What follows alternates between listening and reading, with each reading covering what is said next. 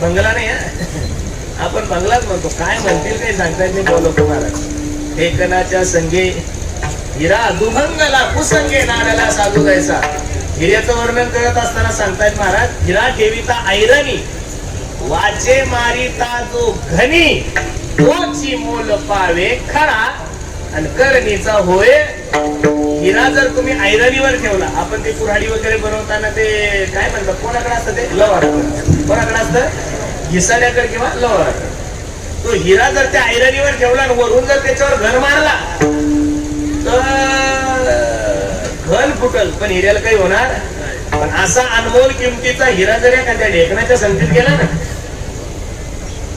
तो दुभंगून जातो महाराज. काही लोक म्हणतील याचा अनुभव माझ्याकडे ढेकणं भरपूर आहे, तुम्ही हिरे घेऊन या. ढेकण नुसतं हिरा दुभंग तो यात नवल नाहीये. काही काही ढेकणाने गावं खराब केले हो,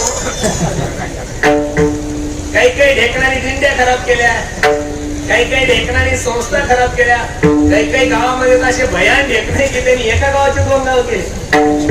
नाही झालं पाहिजे. अशा ढेकण्यापासून सावध राहा तू. काही काही ढेकणं असे की माळकरी हिऱ्यांना कधी माळ काढायला लावतील काही सांगता येईल. अशा ढेकणांना माझी विनंती, हिऱ्यांना सुद्धा विनंती, अशा ढेकण्यापासून दूर राहिलं पाहिजे. ढेकणाच्या संगे हिरा दुभंगला हे प्रमाण मला काहीच वाटलं नाही. हिरा दुभंगला हे प्रमाण सोडून द्या, पण कुसंगे नाराला साधू जायचं. कुसंगीमुळे साधू माणसाचा नाश होतो यात मला नाहीये. कुसंगतीमुळे महाराज कोणाचा नाश झालाय, साधूचाही नाश झाला. म्हणून कुसंगती तुमच्याही कामाची नाही, कुसंगती माझ्याही कामाची नाही. दुसरी संगती विसंगत. विसंगती परमार्थातही नको, विसंगती संसारात सुद्धा. कितीही मोठा संस्था ठेवा, हे मंडप मोठा आहे, गायक वादक तयारीचे, कीर्तनकार चांगला आहे, पकवाजा सुंदर आहे, आणि माईक सिस्टीम खराब असेल तर जमल का? माईक सिस्टीमही खूप चांगली आहे, मंडपही 1 नंबरचा आहे, कीर्तनकारही सुंदर आहे, समाजही भरपूर आहे, आणि पकवाजाला फक्त 2च बोलत असतात, दुखतंय खुब्यात, जमल का महाराज?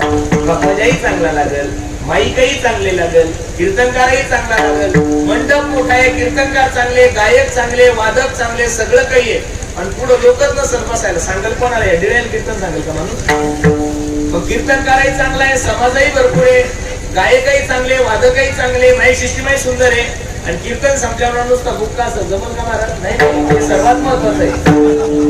बाकी सर्व जग मिळते ते सत्य आहे महाराज. म्हणून सगळ्या गोष्टी व्यवस्थित असल्या तर जमल. काय सुंदर उदाहरण आहे. मराठवाड्यात अंबड तालुक्यात दुष्काळ पडला. एवढा दुष्काळ पडला की प्यायला पाणी नव्हतं. काय करावं, कसं करावं? म्हणून एक मराठवाड्यातला मुलगा कर्नाटकला गेला. हुशार होता, माळकरी मुलगा होता, सांप्रदायिक होता. गळ्यामध्ये पवित्र ऋषीची माळ होती, आणि तिथं जाऊन त्याने मोटरसायकल रिपेअरिंगचं दुकान टाकलं. धंदा एवढा चांगला चालायचा की 20,000 रुपये त्याला यायचा. तो ज्या माणसाकडे राहत होता त्या माणसाला 3 पोरी होत्या.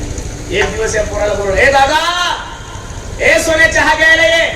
मग तो मुलगा चहा गेल्यानंतर तो कर्नाटकचा माणूस सांगू लागला, हे बघ, सोन्यासारख्या अप्सरेसारख्या 3 मुली आहे, तुला यातली जी मुलगी आवडत तिच्या सोबत लग्न कर, कारण की तू माळकरी आहे, निर्व्यसनी आहे, पैसाही चांगला कमवतो.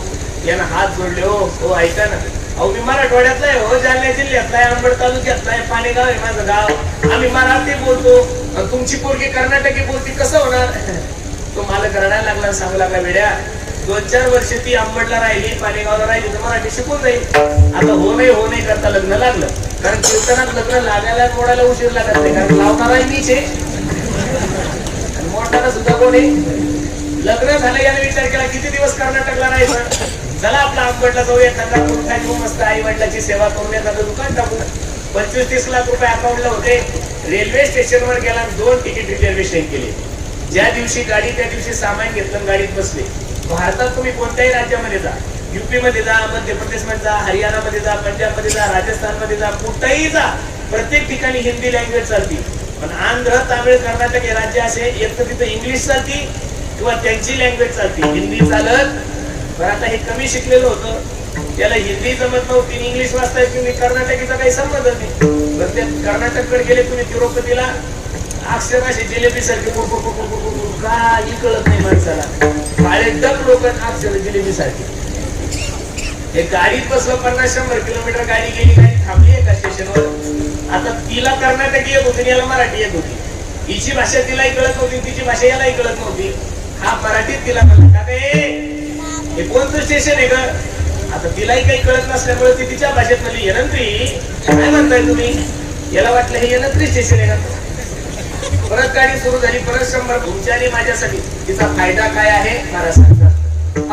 ध्रुव जी की बन गई, प्रल्हाद जी की बन गई, हरि सुमिरन मेरा करे, तेरी अच्छी बनेगी, संतन के संग लागे, तेरी अच्छी बनेगी. म्हणून संगती तुमच्या आणि माझ्यासाठी खूप महत्वाची आहे. निरोपराय देवाला सांगतात, हो देवा ऐका ना, जे लोक तुमच्यावर प्रेम करतात अशा लोकांचा समागम द्या. ठीक आहे निरोपराय, जे लोक माझ्यावर प्रेम करतात अशा लोकांचा समागम तुमच्या जीवनामध्ये प्राप्त झाला, फायदा काय? त्याचं उत्तर जगद्गुरु तुकोबराय निरोपराय अभंगाच्या तुझे